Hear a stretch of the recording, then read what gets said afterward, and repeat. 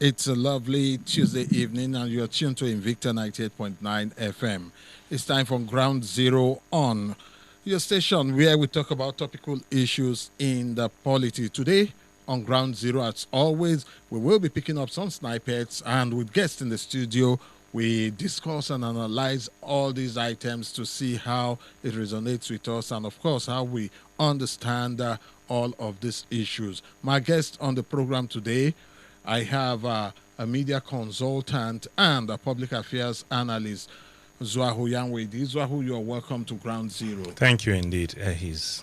I also have with me Samuel Yohana. He is a political analyst and a commentator. Samuel, you're welcome to Ground Zero. Evening, Mr. His, and evening listeners at home. Okay, my name is His Adon, and on the program today, we shall be looking at this item. First, recruitment of 50 million youths into army to tackle insecurity. This coming from the national leader of the All Progressive Congress. So many things. He's been trending in the past few days. We'll get to find out what he's really talking about and how he wants to implement these. And the second item that we have is Rotimi Amaechi explaining why he begged the Niger Republic to allow Nigeria build rail for them. He begged, in quotes, Niger Republic to allow Nigeria build rail for them. These are the two items. Of course, you, the listener, can be a part of the program by going to our various social media platforms, starting from Facebook, Invicta FM Kaduna. That's the handle on Facebook where you can go to add your voice to our conversation. Ask a question, post a comment, and let's see how we can all talk about it. You can also go to the Invicta FM Twitter handle at Invicta FM 989. At Invicta FM 989. Same thing goes for Instagram, is at Invicta FM 989. Of course, on the program specific Twitter handle is at Ground 0247, at Ground 0247, where we will keep the conversation going before, during, and even after the program. You can listen to us from wherever in the world by going to the Invicta FM website at invictafmng.com, at invictafmng.com, and also watch our live video stream on YouTube at Invicta Online TV, Invicta Online TV on YouTube. You can also download the Invicta FM app from Google Play Store, where you can take us wherever you go to. As long as you have internet access, you will be able to listen to us. Let's look at details of what we'll be discussing on the program today. We start from the first one. Chief Bola Tinubu yesterday asked the federal government to recruit 50 million youths into the Nigerian army in a bid to oust the insurgents and miscreants threatening the nation's peace. According to the former Lagos State governor, the insurgents and bandits are taking advantage of the high unemployment in the country and are recruiting the youths to indulge in their criminal activities. Tinubu emphasized that the nation is under policed, adding that drafting the youth into various national security agencies should not be based solely on educational qualification or literacy. Quoting him now, Tinubu is saying, we are under policed and we are competing with armed robbers and bandits to recruit from the youths who are unemployed, and said that 33% of the youths are unemployed. That's unemployment percentage. And still quoting him, saying that recruit 50 million youths into the army. What they will eat, cassava, corn, yam, will grow here.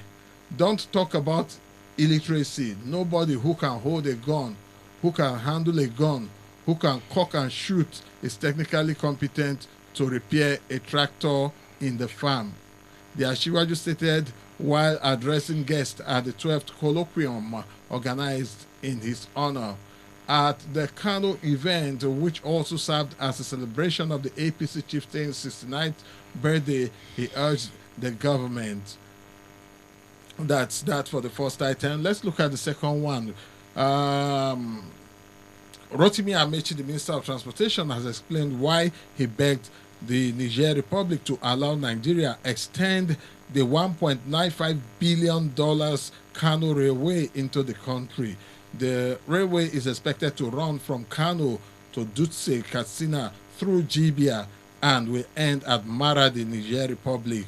Amaechi, who appeared on Channel's television program, said Niger is a landlocked country that needs to use ports in other countries to do business. He added that the country prefers to do business in Benin Republic, Togo, Ghana, or Ivory Coast because they claim custom charges in Nigeria are too high. The roads are bad and security operatives extort them. He debunked claims he is favoring Northerners, saying his wife is Igbo. It is like the shout of about Kano Maradi Rail. That's quoting him now. I said my wife is Igbo. She is not from Maradi. The worst is that they will say I am serving the interest of the North. Let's assume that that is the argument you will make. The worst I can do is stop at Jibia, which is the border, he said. Still quoting him, to even get to Maradi, I had to travel to Niger Republic to even beg them. They are not bringing their money. It is our money, but I am begging them to allow me access into Maradi. Why are they not exporting through Nigeria? They say, oh, your roads are bad, so the railway takes care of that. They say the custom is difficult. Custom will impose charges that are not charged in Benin Republic. They say immigration does not allow them. Even when they pass all these, there are police checkpoints on the roads, custom checkpoints on the road, immigration checkpoints on the road. Then communities have their own checkpoints on the road. Armed robbers attack them on the road. So they prefer to go where it is safe and cheaper to do business. So all we are saying is we come to Maradi, we build offices, we build warehouses, you put your things in the warehouse, you deal with the customs at Maradi, deal with the immigration at Maradi, deal with the police, whatever you need to check. Once you put the goods on top of the wagon, it goes straight to Lagos. When it gets to Lagos, straight to the ship, because the things you would do in Lagos, you would have done in Maradi. That's quoting Amaechi and basically background on what we want to discuss on the program today. So we'll go straight to talking without wasting more time, starting from the first one. Statement from the national leader of the All Progressive Congress saying that 50 million Nigerian youths need to be recruited into the various security agencies, and that will help us curb the Boko Haram and other insurgency and banditry crisis that we are having in this country. I'll start from Samuel Yohana. Yes, what's your general take on this particular statement? Yeah, good evening, listeners at home, once more. I think Asiwaju Bola Tinubu is just putting it straight and putting the facts on the ground. I've said it on several occasions that we are running short of manpower. If you go to the army barracks now, the army barracks are empty. God forbid any of our neighboring countries decide to take us today, engage us in a war now. We're empty. They say we withdraw all that because the army are doing the work of the police now. I think the last time I checked, in about 31 or 29 states, there are soldiers carrying out military operation in those states. I'm not talking about the ones in the front line, the ones engaging Boko Haram in the northeast. Just the ones doing normal normal operation that police is supposed to do. Okay. Police and civil defense. Soldiers are doing it. Okay. Yes. Recruitment has been going on. I'm aware that every six months they pass out recruits from the depot in Zaria, but that's still not enough. Okay. Yes, that's not enough. They need to step up the recruitment. Probably, let's say, like 5,000 every 6 months. Not that we don't have these resources. We have these resources to cater for them. Because I tell you, I'm from the Northeast, and I was at home in January, and I was discussing with some of my relatives that were at home when Boko Haram overran my village. They said these people, anytime they are coming for attack, they tripled number of the soldiers on ground. So that's why they have more manpower than the soldiers on ground. And like as what you said, bandits, terrorists are competing in recruiting unemployed youths. That's a fact. That's a fact. So getting them engaged in the military is a possible way of reducing unemployment. Of course. If we have enough manpower and we increase our human intelligence, I tell you that, and we also be sincere with the fight against insurgency, it will come to an end in no time. All right. I'll come to Zwahu now. The statement from Asiwaju Bola Ahmed Tinubu in respect of recruiting 50 million Nigerian youths into the various security agencies as a recipe or a remedy to the security crisis that we're having in the country. How does that... Did you say 50 million or 5 million? 50 million Nigerian youths. Now you see the comedy of the statement. So how does this resonate with you? Now you see the comedy of the statement. There are different levels at which that can be looked at. But for someone of Tinubu's standing, when he says such things, we cannot take it lightly. And we will have to, look at it the way we are supposed to look at it. Tinubu was a senator in the Third Republic. Yeah. Right? Yeah. Senator in the Third Republic. Then in the Fourth Republic, he became a two-term governor. And whether we like it or not, he's the political leader, de facto. De facto political leader in the whole of the Southwest. So what he says carries weight. Now he is saying that we should get 50 million youths. That's 1/4 of Nigeria's population. In terms of, there are two levels at which we can look at it, in the short term and then in the long term, or in the medium and long term. Okay. Now, if it is in the short term because there is fire on the mountain, it makes some bit of sense. Okay? But his primary reason is that the insurgents are competing with the Nigerian state for unemployed youths. So what that simply says is that, okay, in the short term, fine, okay, if you provide them the job. But why is it, like he mentioned that, look, we should be employed. Why is it that it is easier for these people to get them than it is for the state to get them, when in fact we need these people to fight the insurgents? That's the question that we should be asking. And one of the reasons is that Nigeria is under-policed. Yeah. Okay, Nigeria is under-policed. Some years ago, I think maybe about 5 years ago, I remember very well that we have about 400,000 plus policemen in Nigeria, in the Nigerian police. I don't know the number today, but we are highly under-policed. It's still less than 500,000. It's still less than 500,000 up till now. Okay? And there are many people able and willing to join the police force. Why is it that they are not being employed? In fact, even those that want to be employed, have to bribe their way. All kind of rubbish happen at the... So what are we talking about? It means we are not serious. See, you have labor force, you have manpower that you need, you are not bringing them in. And then you are untapped. So in that light, you will say, okay, Tinubu makes some bit of sense. But Tinubu is a major player in this government. Tinubu is a major stakeholder in this government. What has he been able to do?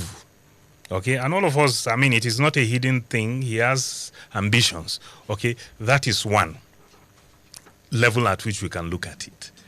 But that he came out and said that insurgents or whatever are competing with the Nigerian state in the recruitment of these young people is an indictment. Yeah. It's an indictment on the Nigerian state. That there are people who can do this thing. That in fact, it is even made more difficult. I remember some years ago, some people were employed into, the Depot Nigerian Army. Yeah. On one of the radio programs, I think House of Justice, they came in one of the stations, they came with Barrister Gloria Ballason. Okay. Yes. On her program, House of Justice. I don't remember the name of the program. They were there and they complained the kind of treatment they received from the Nigerian state. They were in training and they got injured in the process, and they were left to themselves. They were left to themselves. So what are we talking about? It is not really about recruiting. It's about taking care of the people that you have recruited. So we are back to this same issue. And then, for goodness sake, lack of idle youth. I'm not talking about this government alone. Yeah. Successively, the Nigerian state has continued to fail the young people. And that is why there is option. So it's to simply bring a simplistic solution such as 50 million. Well, I don't know. In the long term, it's okay. But no, in the long term, in fact, it even makes no sense in the long term. It's in the short term that, okay, you want to route these guys. But where are you even going to get money to even pay them? Because right now, the debt profile of this country is humongous. It's humongous. Yeah. So these are the issues. Looking at 50 million, how can we get 50 million youths now? That's like a quarter of the population of Nigeria. And to police. Those in the bracket of those that can be recruited are those between 16 or 17 and 27. So can we get 50 million within? No, let us say he was hyperbolic. He's a political Let us say he was hyperbolic. Let us even say he was hyperbolic. And also the fact that he said anybody that can cock a gun. Yeah, during war, these things happen. Yeah. During war, even some of those insurgents now, some of them cannot even write their name. in fact, my mom said she was trapped in one of the operations that Boko Haram attacked my village. That the gun was twisting the little boy when he was shooting. One of the insurgents. Yes. Yeah. She said she was inside the house, locked in the gate, but through the sliding window, she could see through the gate, because the living room is not far from the gate. When they go do their rubbish in the morning and in the night, that's when they operate. In the afternoon, they come and rest. It's a very big tree in front of my family compound. They'll come and rest there. When they rest, they will laugh. They'll be wasting ammunition in the air. They have so much to even waste. Yes. So these are the real issues. These other guys are well supplied. They are well supplied in terms of arms and ammunition, whereas our own people, the state security agencies are not well. No, that was then. Now they are running short of ammunition now because they overrun our military base now. Their major target is to get their weapons there and go with it and the ammunition. That's what they do now. No. The supply chain has been cut off to an extent. Okay. So they are having issues now with supply. So, but the long and short of it for me is that in the long run, Tinubu makes no sense, and he sounds as if, it's for me it does not make sense. But in the short run, okay, there is fire on the mountain, you need to quell it out. The more important thing to do will be to cut the supply line. Yes. Arms, ammunition, food, for these guys. And then to also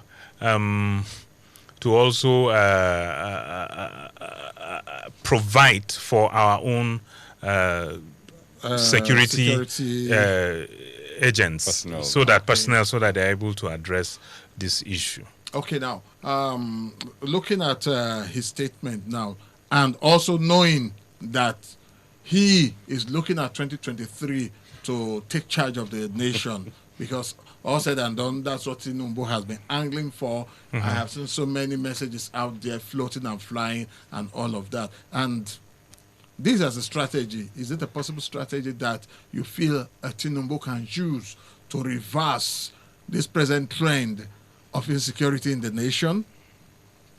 I'll start with Samuel. You never can tell.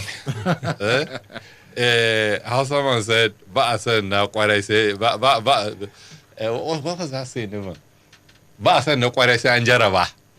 You won't know the real one until you try it." Okay. well, like I said, you never can tell. You never can tell. But watch how it goes. Watch how it goes. But it's not an easy. For me, it's not going to be an easy task. For me, if it is simply a question of competing for idle youths, Okay. then he has just simply said that the Nigerian youths are mere cannon fodders. You understand? He has just simply said that Nigerian youths are mere cannon fodders. Just get them, even if, in as much as they can cock gun go, and they can be killed in the process. Of course. So you want to minimize. Even the so ones that are trained it are is being now killed, that you are talking and you say that look, we have cassava, we have whatever, they should be fed as if they are. you know. So it's a bit of a sad commentary, that kind of a statement. Okay. But yes, there is fire on the mountain now, and there is need to put out this fire, and it will require some drastic action. Okay, but if it is simply because some people are competing for these idle youths, there are better ways, by which you can deploy a lot of our youths, and there will be more productivity to the extent that there will be nobody for those people to attract any longer. Well, still looking at that current trend internationally, is it the number of soldiers you have in the field that wins the war for you? Not necessarily. Not necessarily. You see, even the welfare of the personnel is something to look out for. Yeah. Because a lot of them have complained how they've been neglected. Where it is the communities where they serve that feed them at times. And there's budgetary allocation for all this. All right. You're listening to Ground Zero on Invicta 98.9 FM. We'll take some messages. When we come back, we'll look at the reasons why Rotimi Amaechi begged Niger Republic for us to build a railway line even into their country at no cost to them. Let's take these messages.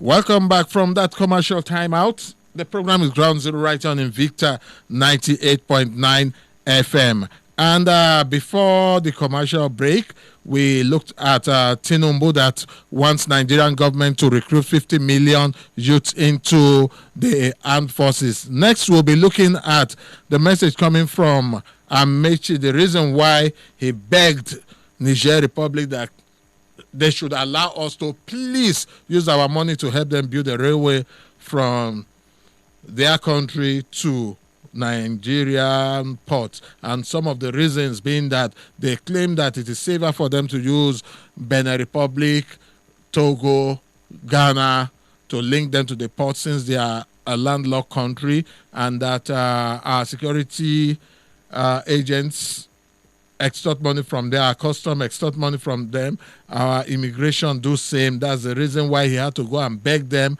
and promise them that all of the affairs will be handled. Looking at the reasons given by Amaechi for spending so much to build a rail line from Niger Republic to Nigeria, actually $1.95 billion. $1.95 billion. That's what's expended, and he has given the reasons. I'll start from Zwahu. Are these reasons tenable? I don't understand. You know, one of the things he wanted to debunk is that he's been accused of being of favoring the North. Yeah. If he had just told me that, look, yeah, I'm favoring the North, absolutely, it would have been a very, very fine reason for me. Okay? To get a Niger Delta man, with his position favoring the North, I think Nigeria is getting better. Okay? Nigeria is getting better. Instead of favoring his people, it means that if a northerner will also favor in Niger Delta or elsewhere, I think then we are gradually finding our way out of the woods. Yeah. But instead, he's bringing some reasons. When these people complained that it is the problem with our police, the problem with our roads, the problem with that immigration, with customs, and that is why they are going to other places to do business, and then you go and beg them and then do a rail line that they should use and then carry custom, immigration and police posts and go and put there so that they finish all the thing, so that they avoid having to encounter customs, immigrations and police in Nigeria, so that the moment they load from Maradi, it goes straight to the port and from the port into the ship. I think that is a fantastic shame. It's a shame. It's a pity. You are just going around the problem instead of dealing with it. Okay? These other countries, Benin, Togo, Ghana, Cote d'Ivoire, as far as Cote d'Ivoire, when they can just make, Nigerians can just make a straight trip southerly, okay, they are having to go meander all that way in order to be able to get to the tip of the ocean. When we have our own here, it's sad. So what did that, or was that supposed to mean? I mean, fix immigrations, fix customs, fix police, fix the roads also, fix the roads. Complain about the roads. And then when you put the train, in fact, so it is Nigerians that should be suffering the immigrations problems, the customs problems, the whatever. These ones should load from their place and just pass. They don't have any business. It does not make any sense. It does not make any sense. And if that is the quality of thinking that goes into governance in this country, it's a shame and we are done for. Samuel. Yes, please. I don't know if you have thought about the cost analysis of all of this. Spending 1.9 billion to secure all of that, the custom duties and stuff. For how long are we going to recoup? Putting that same 9.9 billion into fixing some of these complaints. Would it have made more sense, or would it have been? Well, I wouldn't know. The railway business. Yeah, it's somehow like a sacrifice in the world. It's like a sacrifice. The Abuja Kaduna route. I'm telling you, up to now, they've not made 1/4 of the money they've invested in that rail business. No, I don't want to believe that. Of course. Check how much. Really? Yes. Except if those monies are not are not following through the proper channel. Well, by the time you remove overhead, everything, diesel, staffs here, logistics, and other things, how much are you left with? Yes. No, I don't want to believe that. I need to do a cost-benefit analysis. Yes. I'll go and check the return on investment. You see, yesterday, Punch newspapers did an editorial, an interesting editorial. I have issues with some aspects of their recommendation, okay? And they mentioned the whole thing about not being strategic in the way we spend in this country. For instance, okay, I mean, we have an office that regulates private-public partnership. Partnership, PPP. Okay, we have an office in this country. We have an office in this country that does that, such that if there is any infrastructure that needs developing and government cannot do it, and that infrastructure is going to be economically beneficial, viable, any private business, whether indigenous or foreign, may come in, invest in that, and then be given a period of time to recoup their investment. The civil servant will frustrate it because they cannot make money from PPP business. No, that's what we are talking about. Yeah. That's what we are talking about. Okay, for instance, I said elsewhere earlier today, the road from Abuja to Kano. Yes. Okay, government has no business really building that road. It can go into PPP. Yeah. Okay. Yeah. And erect untold the roads. Yeah. Yeah. In fact, up to Benin. Yeah. Up to Benin, because this is high density routes. traffic route. Yeah. So they can do that. Okay? This railway that we are talking about, government, there are things that government does not have business running directly. Okay? Government, railway, yes, I'm very, very happy about the idea of railway. For cargo is good. For cargo is good, even for human traffic. For passenger, this thing. But for me, provide the infrastructure, then let there be some other private businesses, to manage the business. So all these our neighbors, transporters, whether tanker owners, tanker trailers, all the eligibles, all the GUOs, haulage. Let them, instead of buying trailers for roads, let them buy trailers. Buy coaches and trailers and run it, and government expects them to pay taxes, expects them to do, and then government manages probably the stations and whatever, or even give private people to manage. Government provides infrastructure and let the operations and collects tax, and then also collects some rent. Do you know that in Ireland, Dublin specifically, there's one particular, the road that takes you from Dublin town to the airport will take you probably like an hour. Meanwhile, they concession the particular tunnel to someone that will take you about 15 minutes. Yeah. And you will pay some toll to use that tunnel. Right. 15 minutes at the airport. Right. While you take the major road, it takes you roughly over an hour to get there. Yeah. Many people will gladly and happily pay, use a short road, get to, and they said the way that tunnel is managed. First of all, the aesthetics there is something that someone would want to experience. Then the quality of road, security, safety, everything is so on point that the major road that was provided for the public is hardly ever used. Every other person wants to use that tunnel that from Dublin City to the airport, just a short 12 to 15 minutes, you're already there. So that's what we're talking about. Yeah. Even the Abuja-Kaduna railway train, let the train be managed by some business person. Okay?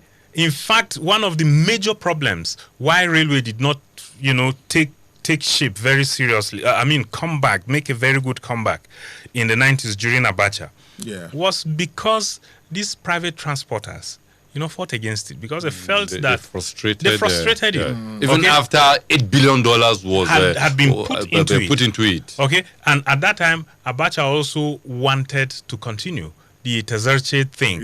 So he had to soft pedal, who the car fits, all of He that. did not do his normal Abacha thing. Yes.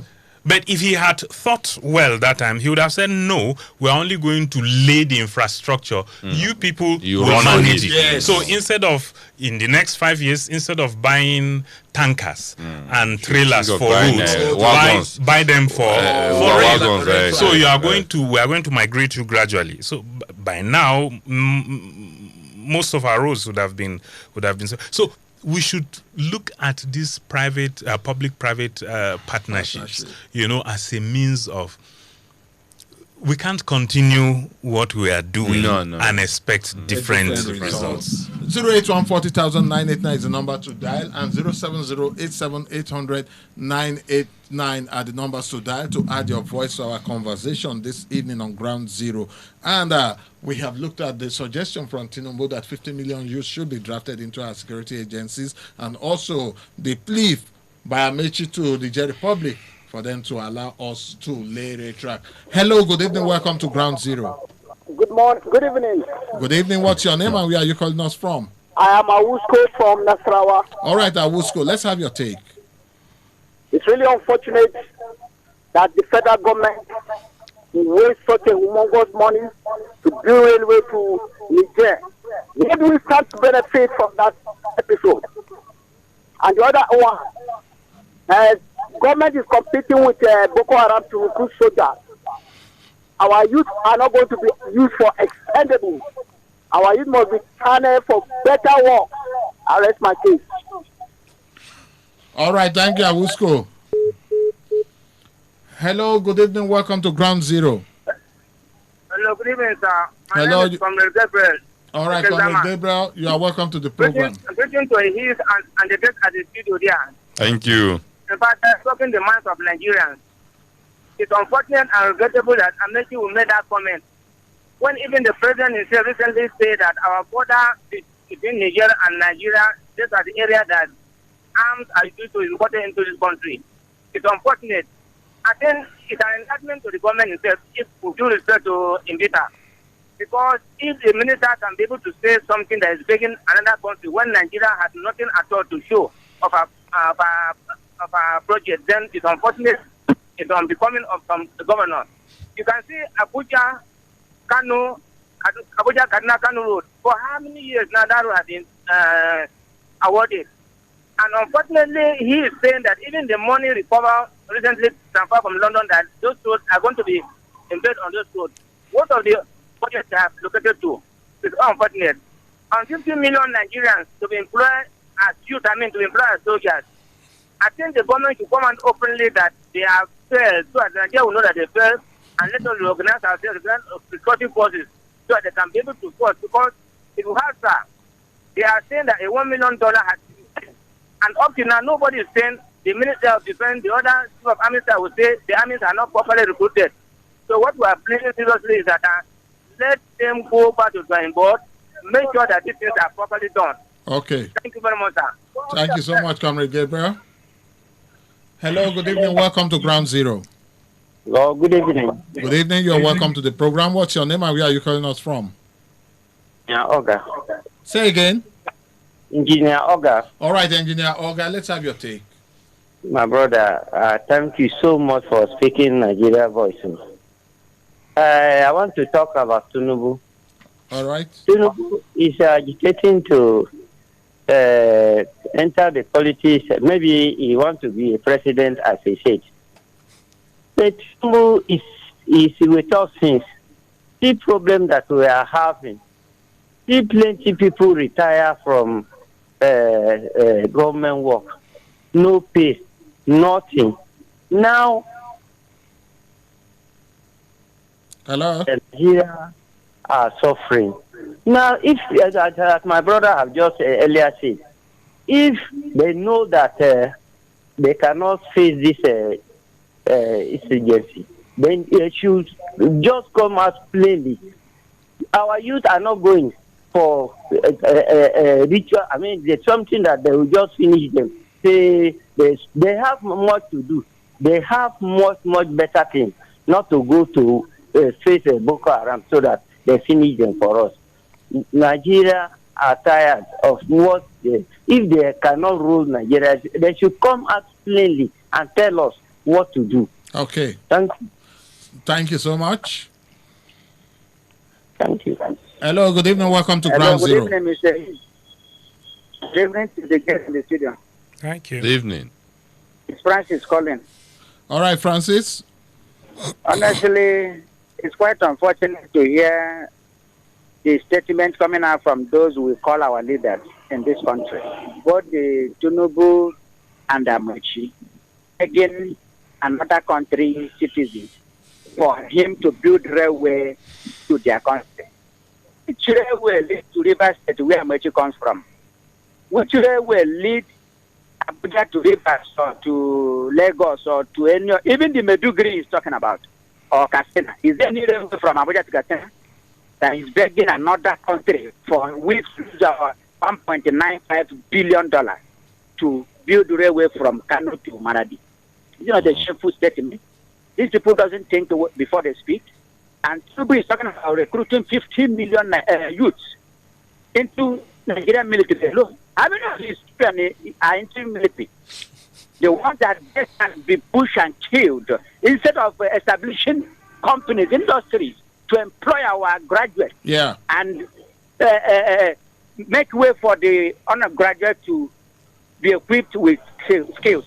These leaders doesn't think before they think.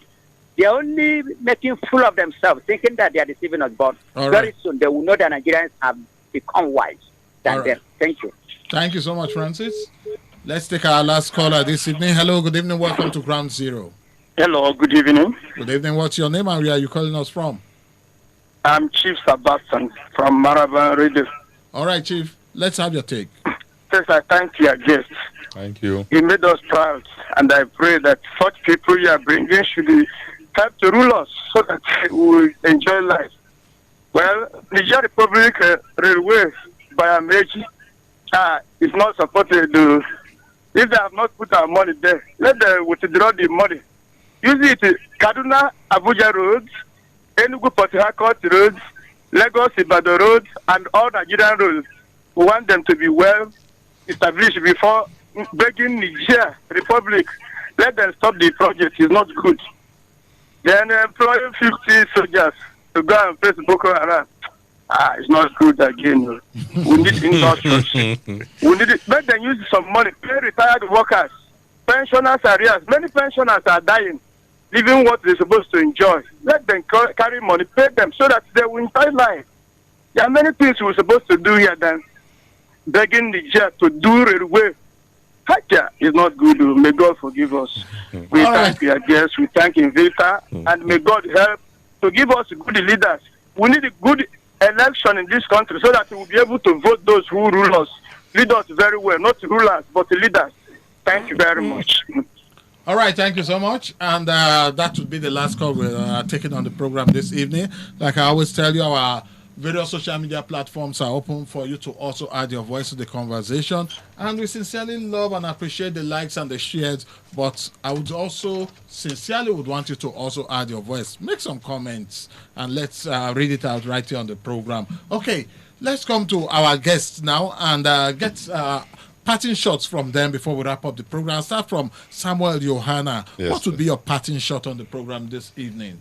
Yeah, my parting shots are for the recruitment of 50 million into the army. It might not be realistic, and let's just look at how we can get more manpower and do some strategic analysis. See how we can take these guys out in good time.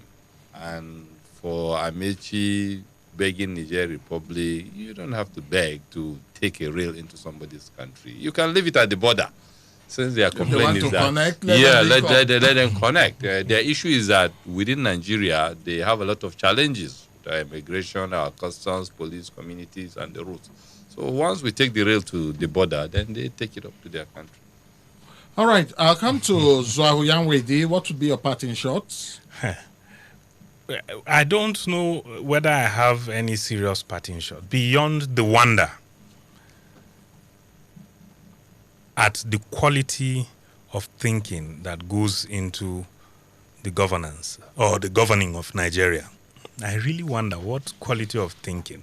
And it tells us that honestly, in coming elections, we are going to have local government elections very soon in Kaduna State. In coming elections, people must really sit down. Yes. To think about what they need and the kind of people that they put out there. Interestingly, some of these things go into our assemblies, that's our legislatures across the country. Where laws are made and they get passed and they get done. Okay, you cannot spend such an amount of money, going to develop another person's country without it having passed through what kind of argument was presented to it. So ultimately, it is left to us to do our bit and then watch and follow up, after having done our bit. But honestly, I'm not impressed presently at the level of thought or the quality of thought that goes into the governing of this country.